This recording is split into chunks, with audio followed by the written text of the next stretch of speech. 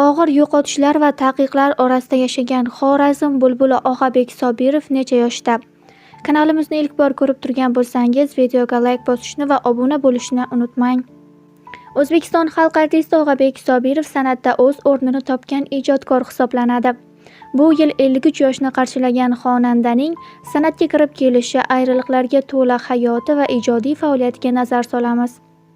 Og'abek Sobirov 1972-yil 24-iyun kuni Xorazm viloyati Urganch shahrida temiryo'lchi Karim ota xonadonida dunyoga kelgan.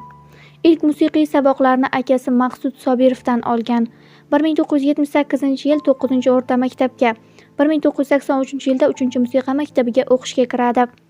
Musiqa maktabidan so'ng Urganch shahrida joylashgan san'at kollejida tahsil olgan. Og'abek Sobirov ko'plab musiqiy tanlovlarda muvaffaqiyatli ishtirok etgan. Ilk yakkaxon konsertini 21 yoshida Filarmoniya binosida taqdim qilgan xonandaning bu boradagi natijalari havas qilgulik. Og'abek Sobirov poytaxtda 30 ga yaqin viloyat va tumanlarda 200 dan ortiq yakkaxon konsertlar muallifi bo'lgan. Bundan tashqari AQSh, Germaniya, Fransiya, Belgiya, Kanada, Turkiya, Malayziya, Hindiston, Rossiya, Eron, Janubiy Koreya, Vengriya, Qozog'iston, Qirg'iziston, Tojikiston, Isroil, Xitoy, Turkmaniston davlatlarida bir necha martalab yakkaxon konsert dasturlarini taqdim etgan. Davlat mukofotidan avval muxlislarning Xorazm bulbuli degan e'tirofiga muyassar bo'lgan Og'abek Sobirov O'zbekistonda xizmat ko'rsatgan artist unvoniga 2002-yilda, O'zbekiston xalq artisti unvoniga esa 2020-yilda munosib ko'rilgan. San'atkor uchun unvon avvalroq berilishi kerak edi deyilgan gaplarni eshitishning o'zi katta baxt. Masalan, sizga ham berildimi? Tavba desa nima qilardim? Unda bu narsaning keragi bo'lmasdi. Chunki u sharaf bo'lmaydi.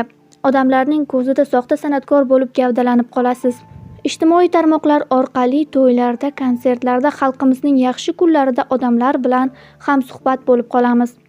Shu paytlarda birinchi beriladigan savol shu: nima uchun sizga O'zbekiston xalq artisti unvoni berilmayapti? Bu savollardan men to'g'ri ma'noda zavq olardim.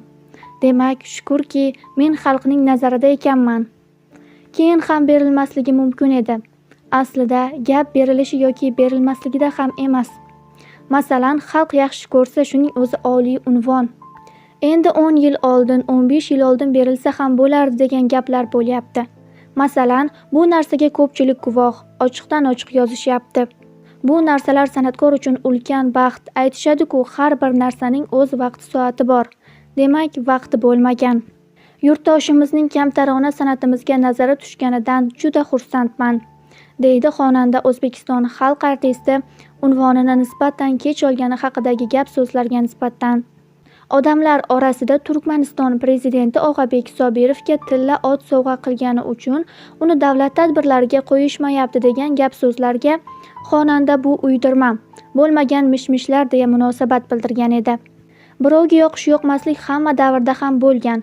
Rostini aytsam, o'sha paytda 15-16 yillar avval kimningdir she'rini aytishim kerak bo'ldi. Shu she'r menga yoqmadi, tanamga sig'dira olmadim. Qo'pol qilib aytganda o'sha she'rni qo'shiq qilib aytgim kelmadi. Keyin bu qo'shiq aytilmadi, shundan boshlandi bu ahvol.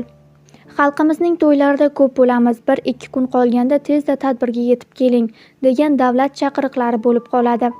Bormaslikning iloji yo'q, lekin bu yerda to'yga aytilganmiz. Oylab kutgan odamlar bor, odamlar niyat qilishadi. Qancha harakat va orzu niyatlar bilan qilinayotgan to'yga bir kun qolganda borolmayman deb aytishni tasavvur qilib ko'ring. Ularning o'rniga o'zingizni qo'yib ko'ring. Vijdonim qiynalardi. To'yni tashlab u yerga borolmasdim. Har kim har xil tushunishi mumkin. Birov pulni deb ozgina mablag' ko'ziga yaxshi ko'rindi-yu, davlatning bepul tadbiri ko'ziga ko'rinmadi deyishi mumkin, lekin unaqa emas. Har kimning sharoiti har xil. Kambag'al odam niyat qiladi, men borolmasam yuzimga aytadi. Va'da berdingmi, to'yning sanasini o'zing belgiladingmi, so'ragan pulingni berdimmi, kelasan tamom deydi. Xo'sh, shu kabi vaziyatda nima deb javob qaytarish mumkin? Ushbu savolga hanuzgacha hech kimdan qoniqarli javob eshitmaganman. Shu narsalar asta-sekin mening davlat tadbirlaridan chetlatishimga sabab bo'ldi deb o'ylayman, deydi Og'abek Sobirov. Og'abek Sobirov 50 yoshdan oshgan bo'lsa-da, o'zbek to'ylaridagi eng talabgor xonanda. Muxlislari uni shunchalik yaxshi ko'rishganidan AQSh dollarlaridan tayyorlangan gulchambarlarni to'ylarda uning bo'yniga ilib qo'yishadi. Xonandaning ma'muri javobiga ko'ra, bu holat Xorazm viloyatining Gurlan tumanida o'tkazilgan sunnat to'yida bo'lgan. Og'abek Sobirovning ashaddiy muxlisi bo'lgan to'y egasi xonandaning bo'yniga 21 dollarlik kupyuradan iborat gulchambar taqib qo'ygan. Ma'lumot uchun, Xorazm bulbuli Og'abek Sobirov Xorazm to'ylarida xizmat qilish narxi 3000 dollar etib belgilangan. Og'abek Sobirovning hayoti ko'pchilik o'ylagandek faqat yutuqlar, g'alabalardan iborat bo'lmagan. U hayotidagi eng yomon hodisa ayolining o'limi bo'lganini aytadi. Ayolim olamdan o'tgan, lekin mishmishlar shu qadar avj olib ketdiki, qaynisinglisiga uylandi degan gaplar tarqab ketdi. Ayolim qarindoshimiz, tog'amning qizi bo'lgan. Eslasam boshqacha bo'lib ketaman.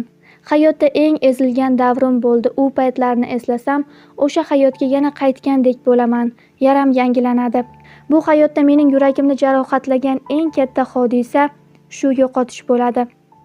Bunday taqdirni hech kimga hech qachon ravo ko'rmayman, deydi Og'abek Sobirov. Og'abek Sobirov o'zini kino olamida ham sinab ko'rgan. U aktyor sifatida Qizg'aldoq nomli filmda bosh rolni ijro etadi. Ushbu film ham film saundtreki ham juda ommalashgan. Oilamizdagi mudhish voqea. Farzandlarimizning onasi olamdan o'tgandan keyin uni bir umrga eslatib turadigan yodgorlik sifatida kino suratga olsak degan maslahatlar bo'lgan. Bu taklifni kutmagan edim. O'ylab qarasam, bu ham savob, ibrat bo'ladi. Mikoyil Sulaymonov film ssenariysini yozgan. Ibrohim Rasulov filmni suratga olgan. Bu film asosan real voqealarga asoslangan, deydi Og'abek Sobirov. Og'abek Sobirov dadasi u chalingan dardni Xudodan so'rab o'ziga olganini xotirlaydi. San'atga endi kirib kelayotgan paytlarim 1991-92 yillar edi. Yotib qoldim, juda ham yomon paytlarni boshimdan o'tkazdim.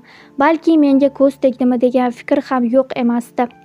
Hozir ota bo'lib o'sha vaziyatimda ota-onamga qanchalar qiyin bo'lganini bilyapman. Dunyoda hech bir ota-ona farzandining yomon holatini ko'rmasin. Dadam bizni shu darajada yaxshi ko'rardilarki, bizni dunyoga ishonmas edilar. 3-4 oy yotib qolganimdan so'ng miyamda shamollash bo'lib, meningit bo'lib qoldim. Keyin yana 4 oy bu kasal bilan kurashdim. Juda xavfli bo'ldi. Deyarli 1 yilga yaqin to'shakda yotdim. Tashqariga chiqib biror joyga bora olmasdim. Ozib, o'zimni taniy olmaydigan darajaga kelib qoldim. Oynaga qaraganimda qo'rqib ketardim. Baribir ota ekanda.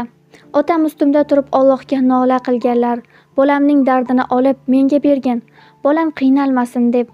Buni o'z quloqim bilan eshitganman. Dadam shu dardimni so'rab o'zlariga olganlar. Shu voqeadan so'ng kundan kunga yaxshi bo'lib ketaverdim. Dadam esa 2 yilga bormay vafot etdilar. Dadam temir yo'lchi bo'lib ishlaganlar. Juda baquvvat inson edilar. Har kuni 30-40 kilometr piyoda ishga borib kelardilar. Lekin shu voqeadan ko'p o'tmay olamdan o'tganlar. Ba'zida biz otamizga mos farzand bo'la oldikmikan, munosib bo'lib, hurmatlarini joyiga qo'ya oldikmikan deb o'ylab qolaman. Hozirgacha shu fikr menga tinchlik bermaydi. Juda qiynalaman, deydi Og'abek Sobirov otasining erta vafot etgani haqida. Ma'lumot uchun, O'zbekiston xalq artisti Og'abek Sobirov bugungi kunda Lazgi badiiy ashula va raqs ansambliga rahbarlik qiladi.